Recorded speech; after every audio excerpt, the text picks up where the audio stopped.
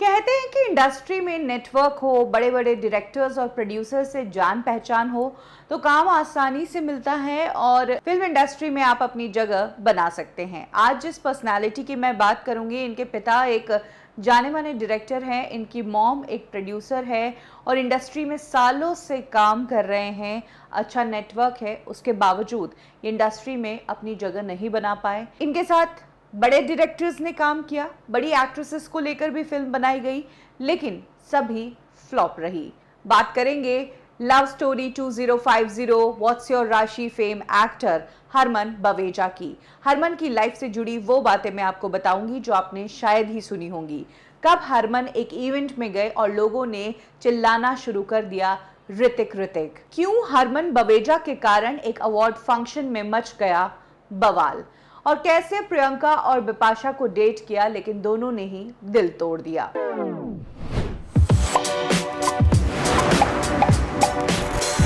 हरमन बवेजा के पिता Harry Baweja industry के नोन डायरेक्टर है और उनकी मॉम एक बड़ी प्रोड्यूसर है। हरमन बवेजा शुरू से ही इंडस्ट्री में ही पले बड़े हैं और जिन एक्टर्स को हम स्टार्स कहते हैं उन्हें ये अंकल आंटी कहकर बुलाया करते थे। हरमन बवेजा ने जमुनाबाई नर्सी स्कूल से अपनी पढ़ाई की और 10th स्टैंडर्ड के बाद होटल मैनेजमेंट के लिए वो स्विट्जरलैंड चले गए, लेकिन एक साल बाद जब वो छुट्टियों के लिए लौटे तो उनका मन स्विट्जरलैंड में नहीं लगा और तब वो पूरी तरीके से वापस इंडिया आ गए। इस दौरान कुछ थिएटर का काम किया और फिल्म इंडस्ट्री में ही अपनी जगह बनाना चाहते थे।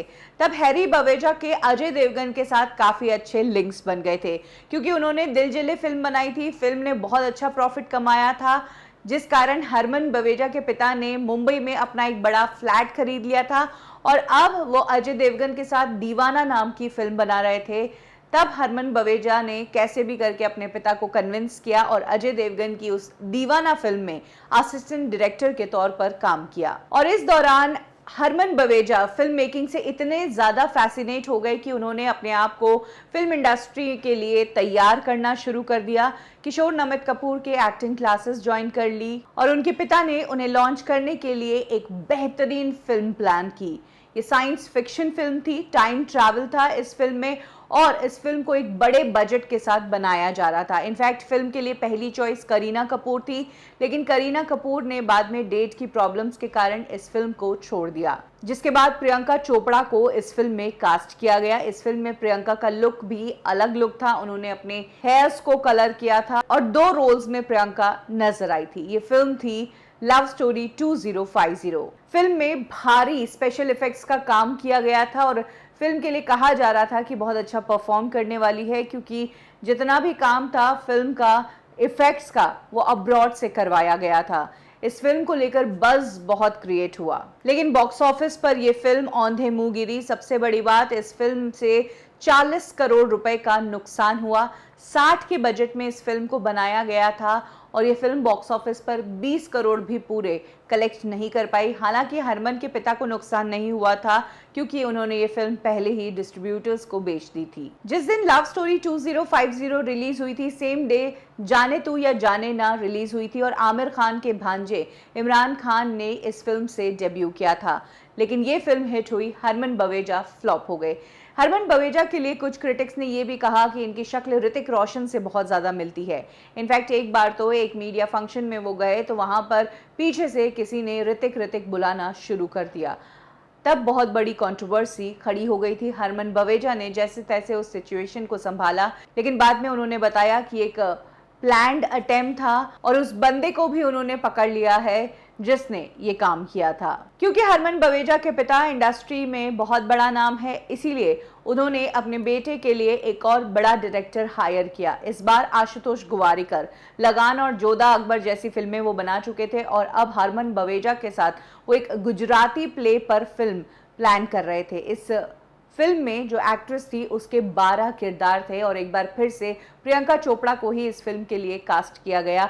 हालांकि तब तक प्रियंका और हरमन एक दूसरे को डेट करने लगे थे, दोनों एक दूसरे के साथ क्वालिटी टाइम स्पेंड करना चाहते थे और हरमन की होम प्रोडक्शन फिल्म थी, प्रियंका चोपड़ा को तो कास्ट होना ही था। जिस वक्त आशुतोष गुवारिकर हरमन बवेजा के साथ इस फिल्म को शुरू करने वाले थे, तब अवार्ड फंक्शंस में भी हरमन बवेजा का काफी मजाक उड़ाया जाता था। एक अवार्ड फंक्शन जहां पर आशुतोष गुवारिकर को अवार्ड दिया जा रहा था, वहां पर स्टेज पर साजिद खान ने हरमन बवेजा के एक्सप्रेशंस को लेकर कहा कि कुछ एक्सप्रेशंस ही नहीं है, पूरी फिल्म एक ही एक्सप्रेशन में निकाल देता है। और इस बात पर आशुतोष गुवारिकर को इतना गुस्सा आया कि उन्होंने साजिद को स्टेज पर ही खरी खरी सुना दी और कहा कि अवार्ड लेने आते हैं, एटलीस्ट एक्टर्स की इस तरह से किरकिरी तो मत किया करो।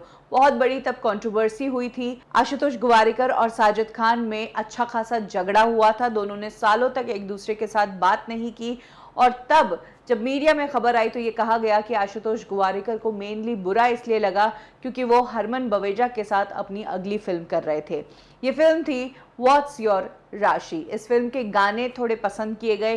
प्रियंका चोपड़ा अलग अलग किरदार में काफ़ी अच्छी लग रही थी, लेकिन एक बार फिर से ये फिल्म बॉक्स ऑफिस पर परफॉर्म नहीं कर पाई। इसके बीच हरमन बवेजा की विक्ट्री नाम की भी एक फिल्म आई थी जिसमें अमृता राव उनके साथ थी, लेकिन ये फिल्म तो कब आई कब गई पता ही नहीं चला। हरमन बवेजा जिन्होंने 2008 में अपने करियर की शुरुआत की थी, 2009 में उनका करियर खत्म हो चुका था और जो गर्लफ्रेंड थी प्रियंका चोपड़ा वो भी छोड़ चुकी थी। कहा तो ये गया कि प्रियंका और हरमन के बीच ब्रेकअप इसलिए हुआ क्योंकि हरमन अपने आप को इंडस्ट्री में स्टैब्लिश नहीं कर पाए, वहीं प्रियंका चोपड़ा बहुत ही ज़्यादा एम्बिशियस थी। दूसरी तरफ हरमन बवेजा ने मीडिया में कहा कि व्हाट्स योर राशि फिल्म को लेकर मैं इतना ज़्यादा बिजी हो गया था कि मैं प्रियंका को टाइम नहीं दे पा रहा था। मैं कैसे भी करके इस फिल्म को अच्छा बनाना चाहता था और इसीलिए प्रियंका ने मुझे छोड़ दिया। ऋतिक जैसा दिखना हो, बुरी एक्टिंग हो या जो कुछ भी हो, लेकिन हरमन बवेजा का करियर ओवर हो चुका था। हालांकि इंडस्ट्री का वो हिस्सा थे, उनके पिता इंडस्ट्री के एक मेंबर है। इसी दौरान अमिताभ बच्चन का 70th बर्थडे था और उस पार्टी में हरमन बवेजा भी गए थे। वहां पर उनकी मुलाकात बिपाशा बासु से हुई और कुछ बातें दोनों के बीच में हुई, क्लिक हो गया, तो ये बातें कंटिन्यू होने लगी और दोनों एक दूसरे को डेट करने लगे। लेकिन एक साल में ही दोनों का ब्रेकअप हो गया। एक्चुअली कहा जाता है कि तब हरमन भी किसी और मॉडल को डेट करने लगे थे, वहीं बिपाशा बासु करण सिंह ग्रोवर के प्यार में पड़ चुकी थी और इसीलिए इन दोनों का ब्रेकअप हुआ। 2014 में हरमन बवेजा ने एक बार फिर से कम बैक करने की कोशिश की। मीनवाइल उन्होंने इस बीच अपने आप पर काफ़ी काम किया और डिशक्याओं नाम की फिल्म से कम बैक किया, लेकिन ये फिल्म भी बॉक्स ऑफिस पर फुस हो गई। हरमन बवेजा ने ट्राई तो किया, लेकिन जब फिल्में नहीं चली तो वो इंडस्ट्री से गायब से हो गए। इनफैक्ट इस दौरान हरमन बवेजा को एक बार जब स्पॉट किया गया था तो वो बिल्कुल अलग हो गए थे। उन्होंने काफ़ी वेट पुट ऑन कर दिया था। पिछले साल हरमन बवेजा तब सुर्खियों में आए जब उन्होंने 40 की उम्र में शादी की। उन्होंने एक योगा ट्रेनर से शादी की और उनकी शादी की तस्वीरें सोशल मीडिया पर काफ़ी वायरल हुई थी। तो ये है कहानी इंडस्ट्री के उस एक्टर की जिसके पास पूरा सपोर्ट था करियर के लिए। बेस्ट स्टोरीज, बेस्ट फिल्में, खूब सारा बजट, सब कुछ उनके पेरेंट्स उनको देने के लिए तैयार थे, लेकिन उसके बावजूद ये अपना करियर नहीं बना पाए।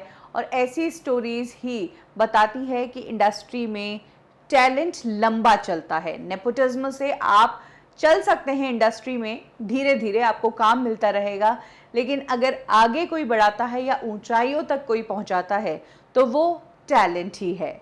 आपको क्या लगता है, क्यों हरमन बवेजा इंडस्ट्री में लंबा नहीं चल पाए? कमेंट सेक्शन में ज़रूर शेयर करें। कब, क्यों और कैसे में अभी के लिए बस इतना ही। फिर मिलेंगे बॉलीवुड की एक और स्टोरी के साथ। लाइक करें हमारा फेसबुक पेज बॉलीवुड ठिकाना, फॉलो करें हमें इंस्टा पे और सब्सक्राइब करें हमारा यूट्यूब चैनल बॉलीवुड ठिकाना।